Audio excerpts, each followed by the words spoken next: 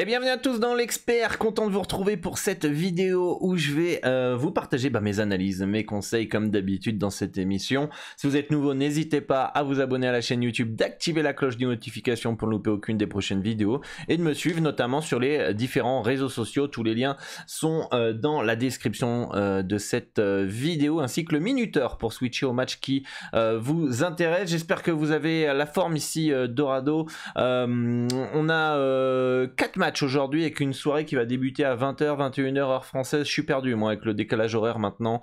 On a d'habitude quasiment toute l'année du 7 heures de décalage horaire entre la France et le Mexique. Maintenant on n'a plus que 8 vu qu'on change pas d'heure nous l'été. Du coup je suis un peu perdu.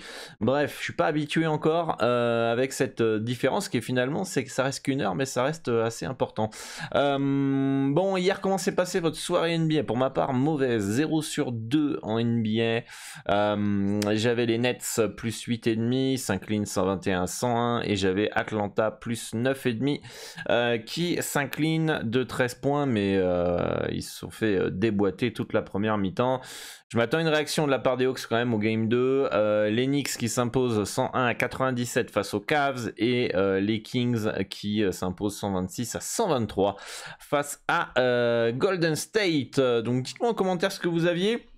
Ce soir, on a encore une fois, comme d'habitude en NBA, pas une carte des plus simples. On va pouvoir analyser ces différentes rencontres. Avant de commencer, n'oubliez pas que si vous voulez maximiser vos profits, vous pouvez passer par le broker Asian Connect, un des plus fiables au monde, pour avoir votre compte PS3838 et accéder aux cotes les plus hautes sur le marché mondial. Vous avez le lien dans la description ainsi qu'un tuto vidéo pour vous accompagner pas à pas et faire votre inscription. Vous allez voir, c'est très facile et vous pourrez augmenter vos bénéfices sur le long terme.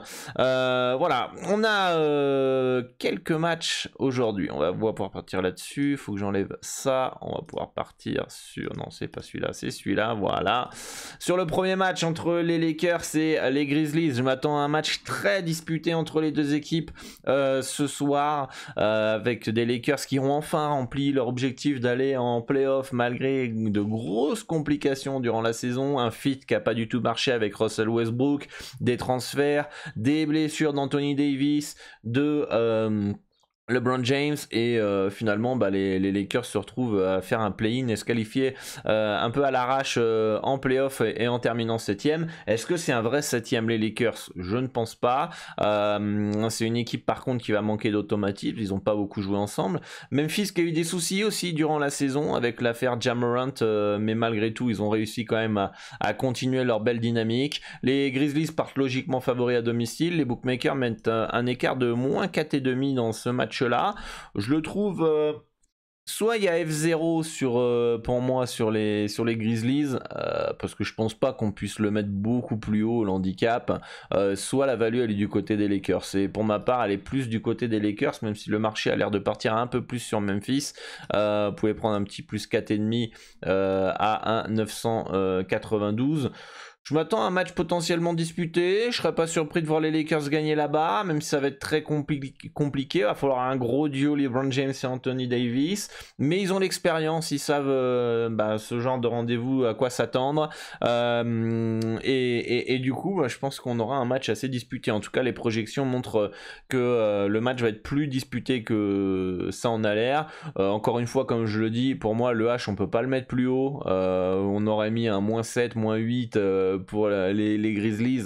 Je pense que le marché serait parti à fond sur les Lakers plus 8. Là, soit il est bien placé, soit il y a une légère value sur les Lakers pour ma part. En tout cas, il va falloir un gros James et gros Anthony Davis. Les Suns de Phoenix qui reçoivent les Clippers, ça va être une superbe série. Cela, malheureusement, il y a Paul George qui est forfait dans cette rencontre. On va pouvoir le voir ici. Voilà, qu'il est out pour le Sunday game contre les Suns.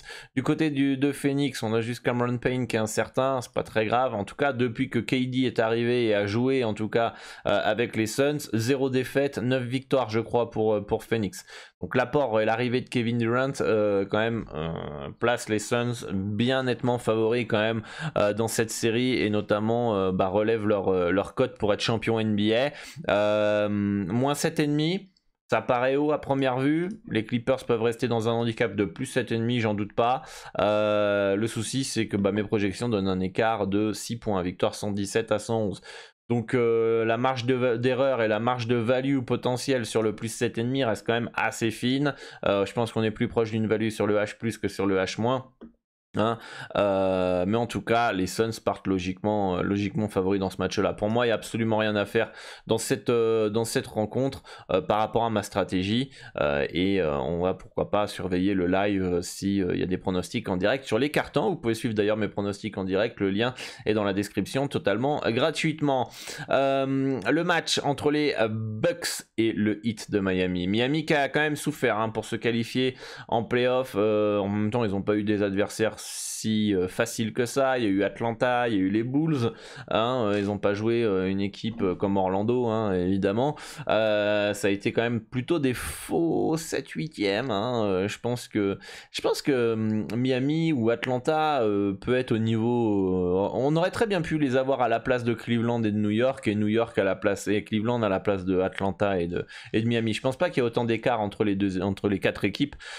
Du coup voilà, il y a eu quand même un play-in à l'Est assez disputé. On a des Bucks qui partent logiquement favoris face à cette équipe de Miami. Après, je pense que le Heat est une équipe, et on l'a vu dans la bulle, une équipe qui a tout en main pour pouvoir faire chier les Bucks. Très clairement, on l'a vu dans la bulle où ils ont dominé les Bucks de A à Z. L'année d'après, ils ont pris un petit peu leur revanche, les Bucks, en s'imposant 4-0. Mais en tout cas, c'est pas cadeau pour Milwaukee de choper Miami dès le premier tour. Il y a de l'expérience, il y a de la profondeur. Par contre, le gros avantage, c'est que Miami n'a jamais réussi à trouver son rythme de croisière cette année. C'est une équipe on a l'impression qu'ils arrivent en bout de souffle, en fin de cycle. Hâte de voir ce qui va se passer cet été dans cette franchise-là, s'ils sortent au premier tour un petit 4-1, 4-0. Si ça sort en 1-4-3, peut-être qu'il y aura des changements, mais peut-être pas aussi drastiques. En tout cas, pour moi, je pense que le Heat peut très bien faire chier cette équipe de Miami, de Milwaukee. Et le plus 9,5 me semble, pourquoi pas, intéressant. Je serais pas ultra serein de prendre un Bucks moins 9,5. De toute façon, hier j'avais les Hawks plus 9,5 ou plus 10, et les Nets plus 9,5 ou plus 8,5, je sais plus exactement. Je pense pas qu'il y ait autant d'écart. Ok, hier il y a eu fessé, je pense pas qu'on aura fessé à chaque match. On est en playoff, les équipes sont plutôt du moins à un niveau, ok, il y en a qui sont plus forts, il y en a qui sont plus faibles, mais de là à avoir du 20-30 points à chaque match, je n'y crois pas trop. Et en playoff, le tempo est beaucoup plus lent, le tempo est beaucoup plus défensif. Et du coup ça favorise pour moi les H+, et ça c'est pas pour moi, c'est juste une évidence. Quand vous prenez un H+, le under baisse, et etc. Donc et inversement, quand c'est un over, le H- souvent baisse. Si vous validez les over under, vous pourrez le constater.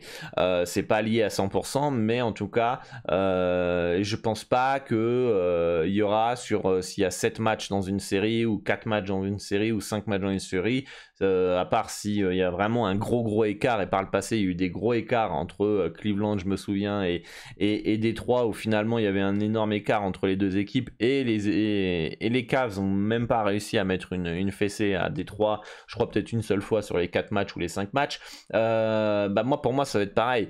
Là on prend ce soir Miami plus 9,5, pour moi c'est pas un mauvais bet. Et je pense que sur les 2 premiers matchs à Milwaukee, je pense que le Heat est capable de rester au moins un des 2 matchs, si ce n'est les 2 matchs, dans un handicap de plus 9,5.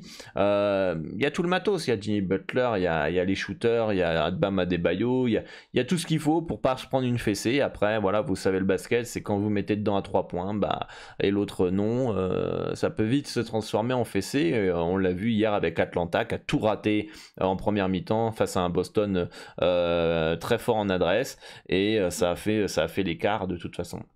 Pareil, les Sixers en première mi-temps, très adroits, plus ou moins adroits dans tout le match, mais ils ont gagné sans aucun souci. Aujourd'hui, le basket, c'est un petit peu ça, malheureusement, pour ma part, je préférais quand c'était un peu plus tactique. Aujourd'hui, c'est l'équipe qui est plus à droite au bon moment, à 3 points, en NBA, mais dans le basket mondial en général, mais bien plus marqué en NBA par rapport à ça. Donc préférence sur le Heat plus 9,5. Et enfin, le dernier match, c'est les Wolves de Minnesota qui ont aussi eu du mal à se qualifier en playoff après cette défaite face aux Lakers. Ensuite, ils se sont baladés face au KC, mais bon, KC, c'était peut-être pas l'équipe qu'ils auraient dû jouer, hein. Je pense que Dallas est quand même meilleur sur le papier. Et il y a eu des petits problèmes internes, etc. Donc bon, je pense pas que les Wolves arrivent dans une bonne dynamique et un bon état d'esprit. Après, est-ce que c'est cadeau pour les Nuggets de se taper une équipe talentueuse comme eux, qui a rien à perdre, dont leur objectif est déjà atteint? Je suis pas convaincu. Denver, on a vu que sans Jokic, c'est moche. C'est moche, c'est moche, c'est moche, c'est moche. Ils peuvent pas se passer de lui. Dès qu'il sort du match, c'est pas fini pour Denver, mais ils se font tout de suite remonter. C'est pour ça que d'ailleurs, pour moi, c'est le MVP de cette saison. Évidemment, j'ai envie qu'Embiid le gagne parce que trois fois de suite, Jokic MVP. Bon, il y a très peu de joueurs dans l'histoire de la NBA qui a gagné 3 fois de suite le MVP. Je pense pas que Jokic soit un des meilleurs joueurs de l'histoire de la NBA. Il y en a eu énormément avant qui n'ont pas gagné autant de titres de MVP.